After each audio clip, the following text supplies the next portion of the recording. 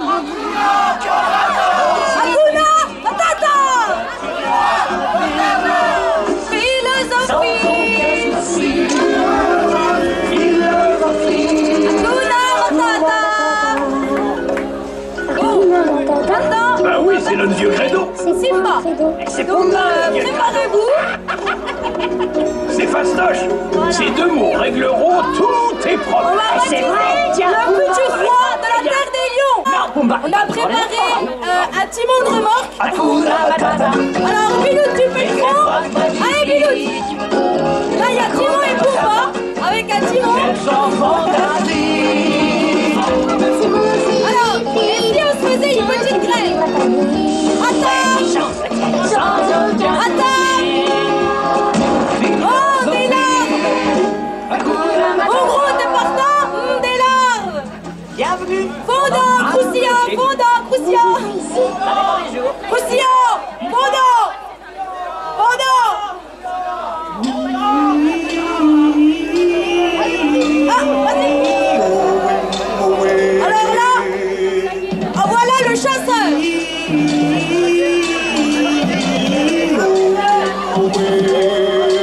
Dans la jungle!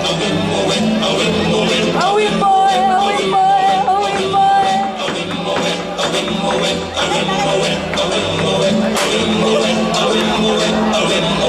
Oui, boy!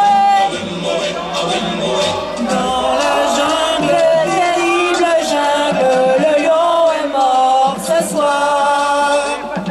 Tous les hommes qui s'endorment, le lion est mort ce soir. Ah oui.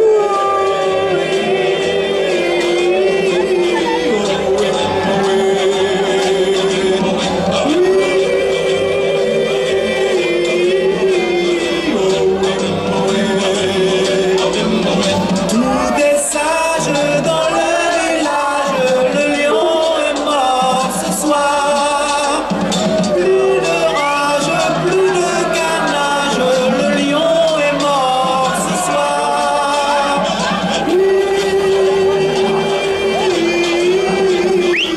Are you ready?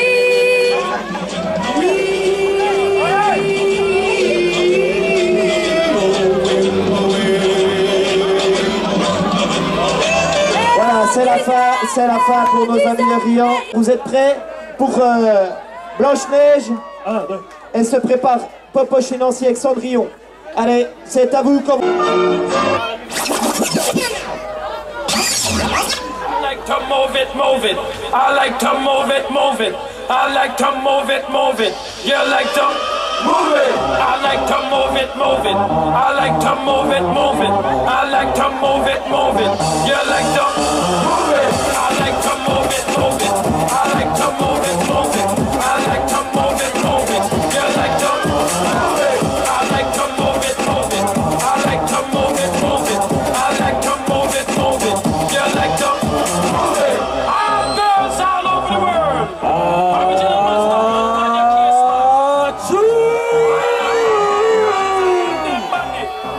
And when you move your body, wanna move it nice and sweet and sexy.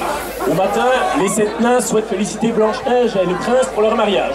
Le nain joyeux, si heureux de ce mariage, leur offrit en guise de présent une pomme. Un joint. Il leur offrit un joint. Le prince ne pouvait accepter ce cadeau de la part des nains. Mais Blanche-Neige lui fait signe d'accepter en gage d'amitié. Le joint avait été traité avec tellement d'art qu'il ne pouvait être empoisonné. Le prince contempla le joint avec tant d'envie qu'il ne put résister plus longtemps. À peine eut-il les lèvres posées dessus qu'il tomba sur le sol. Longtemps Blanche-Neige resta ainsi aux côtés du prince dans son cercueil. Malheureuse et furibonde, elle refusait d'entendre les explications du nain. Mais il arriva un jour où les nains vinrent avec le remède miracle.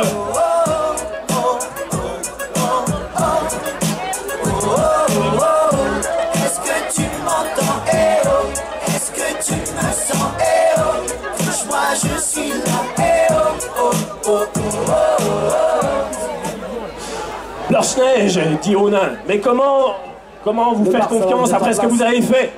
Mais Joyeux expliqua à Blanche-Neige que c'était un mauvais coup de la vilaine reine. En place qui répondent même pas. Les nains inversèrent tous la potion miracle. Ça va le bar? Le prince ouvrit les yeux, souleva le couvercle du cercueil, se leva. Prenez des forces, hein, parce qu'à mon avis après... Il se leva et il était à nouveau vivant.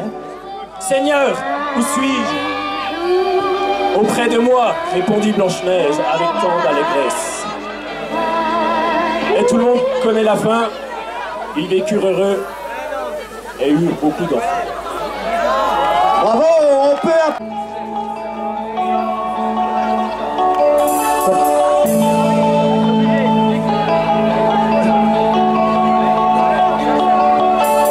Cendrillon, pour ses 20 ans, est la plus jolie de l'Arion.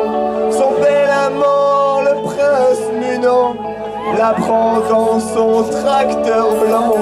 Elle oublie l'argent dans son palais puant.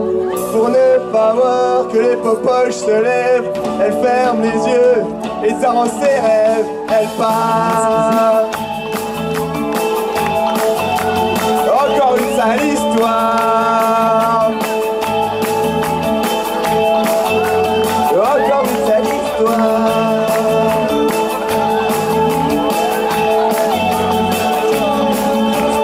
Cendrillon, pour ses 30 ans, est la plus triste de l'Arion. Son prince charmant a foutu le camp avec un joli godet blanc. Elle a vu son tracteur blanc loin dans l'océan. Comment savoir à traîner dans les bars, emmitouflée dans son brancard. Maintenant elle fait le trottoir, elle boit une semaine de champagne.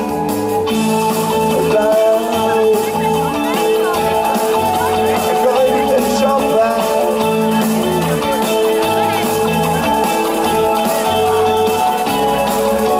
Disant de 7 millions suffit pour qu'enfin elle ait compris que c'est Popoche et Nancy dans une beuverie infinie qui mène la danse, qui met l'ambiance. Les Popoches Macron avec les anses, tout un nouveau présent la pense, elle boit. Fin de l'histoire. Elle boit. Allez, dansez, dansez. Elle boit. Fin de l'histoire.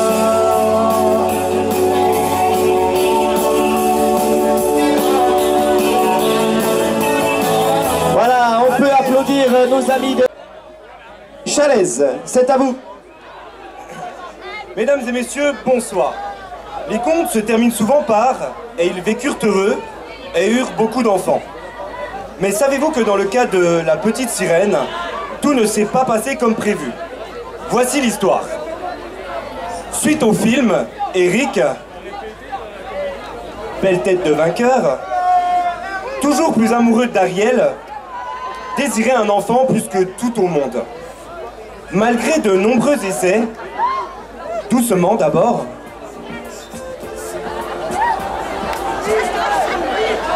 un peu moins doucement,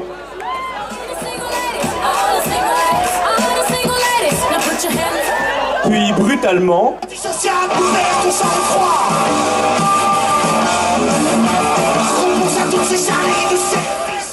Eric ne trouvait toujours pas l'endroit où placer sa petite graine. C'est alors qu'Eric eut l'idée de demander conseil à son ami Polochon, qui lui répondit qu'il fallait transformer Ariel en humaine afin que l'enfant puisse être conçu. Eric décida alors d'appeler le meilleur chirurgien du pays.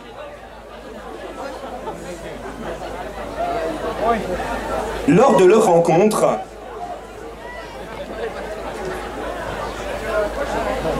Le chirurgien lui demanda une importante somme d'argent. Eric eut besoin de temps pour réfléchir.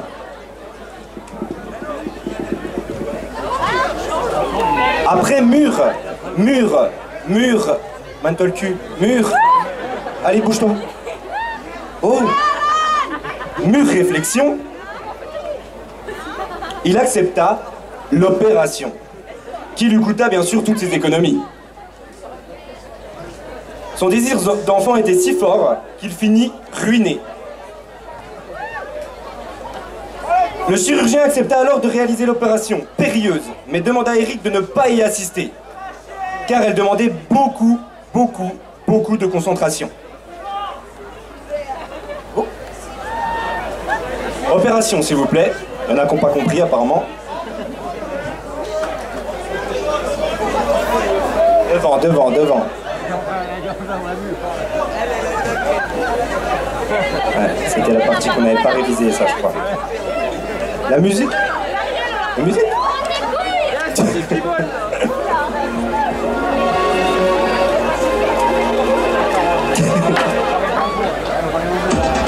L'opération dura des heures. Et des heures. Et des heures. Mais l'opération fut un succès.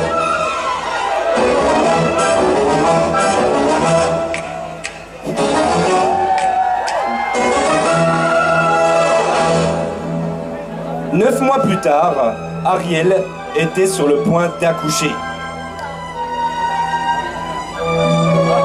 L'opération fut si difficile.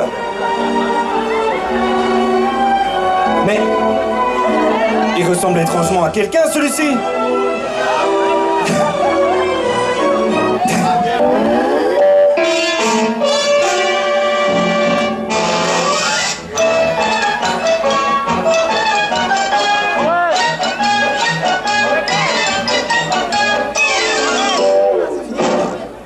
Voilà, on peut applaudir nos amis des Chalaises. Tout d'abord, je voudrais un tonnerre d'applaudissements, s'il vous plaît, pour l'équipe d'Aubertan, s'il vous plaît. Tous ensemble, s'il vous plaît. Du public pour Aubertan. Le livre de la jungle. Il était une fois un jeune enfant du nom Mowgli. Cet enfant fut abandonné par ses parents. En effet, sa mère le mit dans un panier et le laissa s'en aller sur l'oignon. Par une chance extrême, Didier Moser, qui était à la pêche, le vit dériver et récupéra l'enfant qui pleurait de peur et de soif. Mowgli, donc, recueilli par Didier, qu'on remercie, celui-ci le remena chez sa mère, qui l'éleva comme son propre enfant.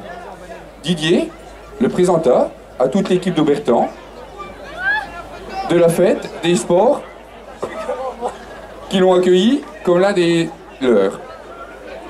C'est ainsi que Balou et tous ses amis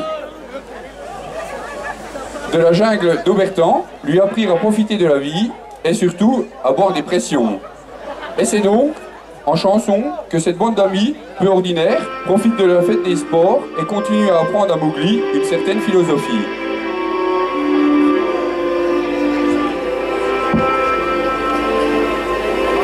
Il faut de la bière pour être heureux, beaucoup de bière pour être heureux. Il faut se satisfaire d'un fût de bière, un petit haut et de picon que nous prodigue la fête des sports. Quelques notes d'agrumes et d'amertume, je dors d'ordinaire sous le pont de l'oignon. Après avoir bu 2-3 pressions, toute l'équipe d'Aubertan se prend au jeu pour gagner l'Arian. Et quand on retrouve les popoches, alors on boit comme des sacoches. Essayez, c'est bon, c'est doux. Oh! Oh!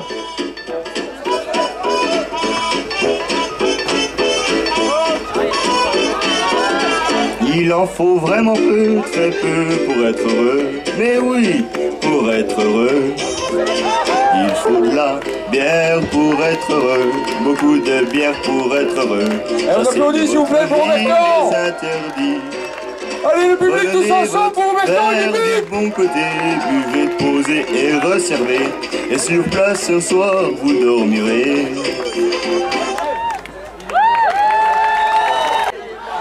on est prêt? Test, test. C'est bon? Les Dalmatiens, vous m'entendez? C'est bon, on y va? Allez, c'est parti, les Dalmatiens, avec les azimutés. Tout le monde connaît l'histoire des 101 Dalmatiens, mais tout le monde se trompe. L'histoire, la vraie, elle ne s'est pas du tout passée comme ça. Comment je le sais? Devinez, j'y étais. Après quelques mois de vie commune, mes maîtres, Roger et Anita, sont devenus cupides. Ils ont donc décidé de nous créer, nous, une longue lignée de descendants de Pongo et Perdita, afin de nous vendre pour s'offrir la maison de leurs rêves. Nous, on est Asie et Muté, les premiers-nés. Ensuite, il y eut une seconde portée, et Mifadoré sont arrivés. Puis, il y eut les inséparables, etc. Bref, vous l'aurez compris, nous avons vite été nombreux, jusqu'à atteindre le nombre de 99. 101 même, avec papa et maman. Quelque temps plus tard, il y eut l'élection de Miss Dallarian. Moi, bien sûr, j'étais prétendante au titre. Même si j'avais le poil un peu court, j'étais quand même en bonne position pour gagner. Mais il y avait quand même les jumelles, ces deux chiennasses de Cru et là, qui me faisaient bonne concurrence. J'avais même l'impression de n'entendre que leur nom dans le public. Ça me mit hors de moi et m'hérissa le poil. Et c'est là que j'ai eu l'idée et que j'ai décidé d'agir. Je me suis rappelé que les humains adorent se faire des manteaux avec nos fourrures. Je n'avais qu'à reprendre leurs idées et me faire une magnifique crinière. Je ferais sensation. Quel génie j'étais! Et j'avais toute la matière première sous la main. Roger était velu comme personne. Il avait le poil noir, bien dense. Et Anita, elle, avait de longs cheveux très blancs. Il ne me restait plus qu'à réussir à leur arracher. J'ai donc mis mes frères dans la confidence. Nous leur sautâmes dessus. Et après une belle lutte, je l'avais enfin. Une splendide crinière qui me permettrait à coup sûr de remporter le titre. Tout le monde m'admirait, m'applaudissait, me félicitait. J'étais magnifique. Mais j'avais scalpé mes maîtres. Je ne me sentais plus si sensationnelle du coup. Je n'étais qu'une horrible chienne. Je me réveillais d'un coup en sueur. Ce n'était qu'un mauvais rêve. Je n'étais pas si affreuse que ça. Je fus alors soulagée et me dis que, peu importe les pilosités, le mieux est d'accepter les autres comme ils sont. Car chacun, à sa façon, est magnifique.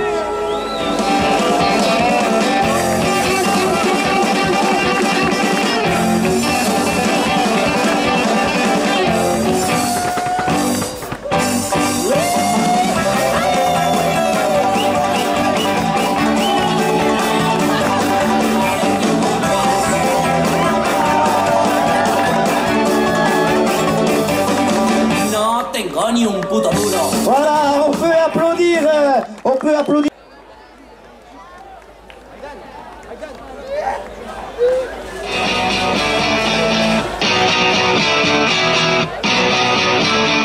I'm American made, but like Chevrolet. My mama taught me wrong from wrong. Mesdames et messieurs, de Californie d'où il a remporté la Piston Cup, mesdames et messieurs, veuillez acclamer Flash McQueen.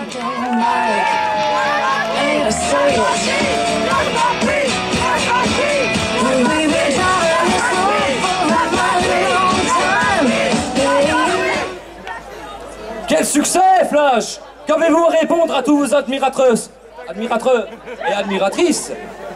Salut, je suis Flash McQueen. Je file comme l'éclair, je suis plus rapide que la lumière.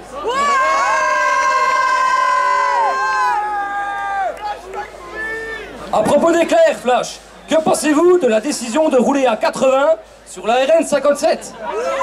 Attention, avec McQueen, le tonnerre arrive toujours après l'éclair. Mais ne craignez-vous pas de déclencher la fureur du grand kartinger? Ah, autant rouler en vélo. Au moins, c'est écolo.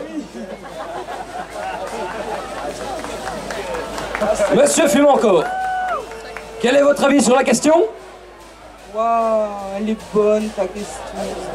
Moi je roule au canoë au jus de betterave. Je profite du paysage pour regarder les petits osios. Bon merci. Je crois qu'on va pas s'en sortir. Et moi, on me la pose pas la question à moi? Désolé Martin, quelle est votre opinion? Ben s'il n'y a plus d'accident, je vais me retrouver au chômage. Moi, à la casse. Je suis pas en forme, ok? Mais quand même, je vais pas prendre ma retraite maintenant. Ah. Mais non, Martin. Regarde donc, papy. Après 49 ans de bons loyaux et service, il est toujours sur le pont. Eh bien, c'est sur ces bonnes paroles que nous rendons l'antenne. À vous les studios. Merci Larian. Voilà.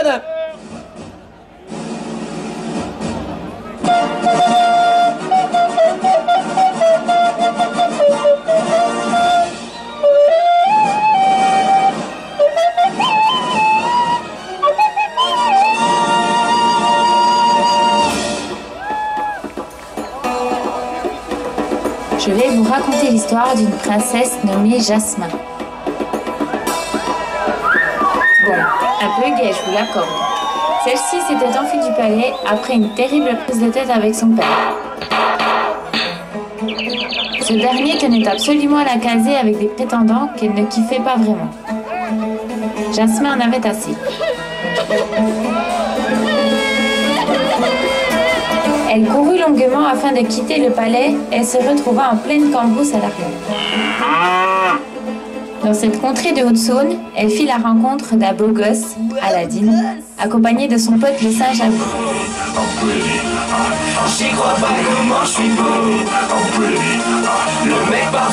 Entre Jasmin et Aladdin, ce fut dès le premier regard le total love.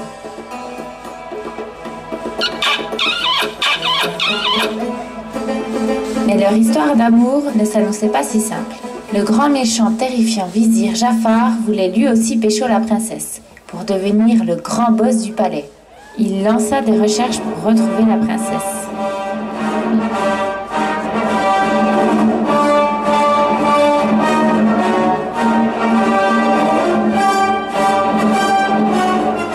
Ses gardes retrouvèrent Jasmin et attrapèrent Aladdin, qui, pour eux, n'était qu'un propre à rien.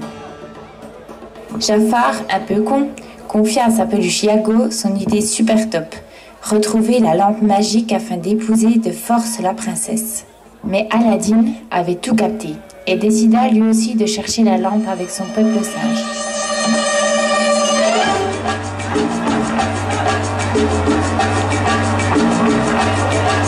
C'est là qu'il trouva un drôle de tapis.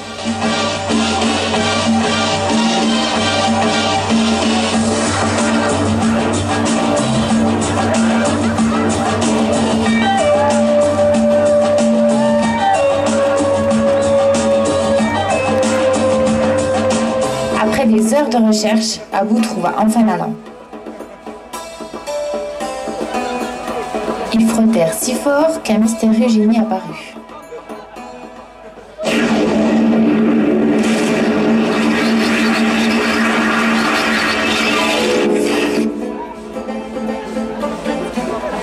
Drôle de couleur pour un génie. Mais au fait, t'es le génie de quoi? Je suis le génie de l'Orient. Le génie accorda à Aladdin 3 souhaits. Le premier fut naturellement celui de revoir la princesse Jasmin. Seulement, 2 princesses apparurent et aucune d'entre elles ne ressemblait à Jasmin. Le génie était complètement bourré.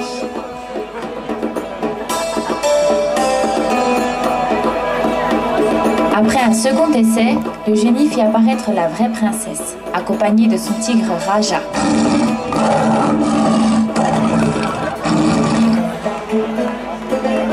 Les 2 tourtereaux ne se firent pas prier pour se bécoter. Le roi et les autres étaient comblés de les voir heureux et se mirent tous à danser.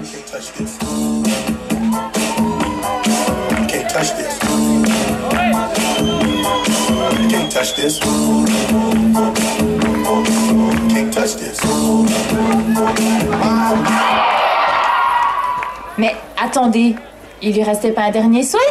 Pour que les Jeux de l'Arion se passent bien, Aladdin décida de rendre tout le monde heureux.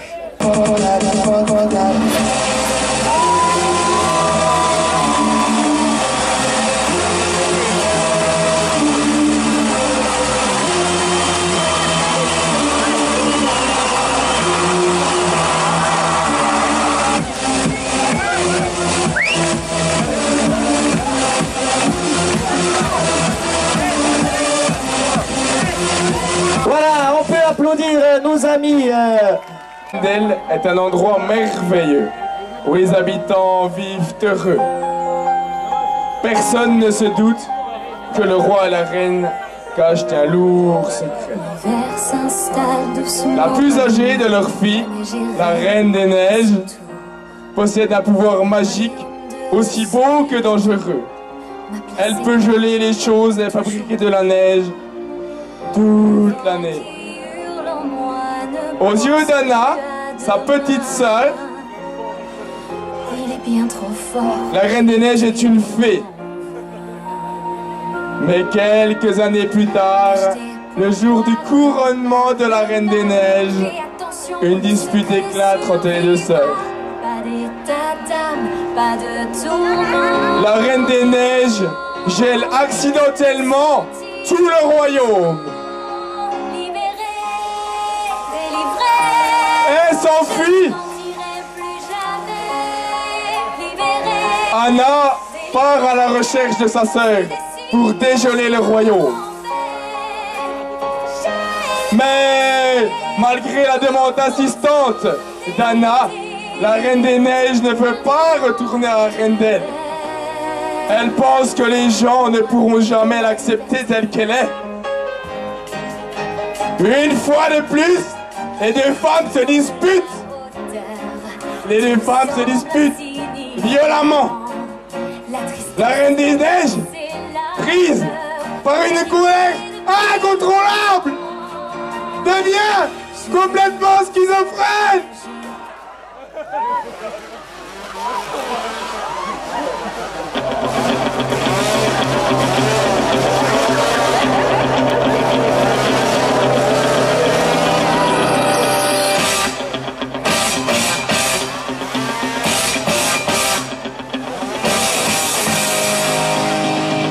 Anna pleure. Elle pleure à lourdes larmes. La Reine des Neiges ne la tuera pas. Et pour se réconcilier, elle lui proposa d'aller boire une bière à la buvette de la fête des sports, appelée plus communément le bistrot. Elles vécurent heureux et eurent beaucoup d'enfants. Voilà, bravo. On était 1, 2, 3, le monde de Nemo. Il était une fois un gros pêcheur. Non, un super ultra gros pêcheur. Du vallon de Sensé. Un peu con et surtout bien Nemoche. Le pêcheur de son prénom, Jean Nemo, a joué dans le Grand Bleu, dans les Dents de la Mer. Notre pêcheur s'installe pour attraper Nemo. Appelons-le le Nemocheur. Allez pêcheur, attrape Nemo. Ah. Nemo, pas content de se faire pécho. Non, de se faire pêcher. Un peu écaillé et pas très frais. Nemo, pas content, arrête de poisson. Nemo moins. Néanmoins, le pêcheur ne se doutait pas que c'était l'anniversaire de notre cher vieux Nemo. Tous les copains de Nemo rentrent sur scène. On va aussi appeler toutes les équipes de l'Arion Munan nous rejoindre sur scène pour fêter avec nous l'anniversaire de Nemo. Alors tous ensemble, on souhaite un super anniversaire. Nemo 1, Nemo 2, Nemo 3, Projet X. Ouais! On n'a pas le son. Un peu de son, Projet X. Ouais! Tout le monde sur scène, on appelle toutes les équipes.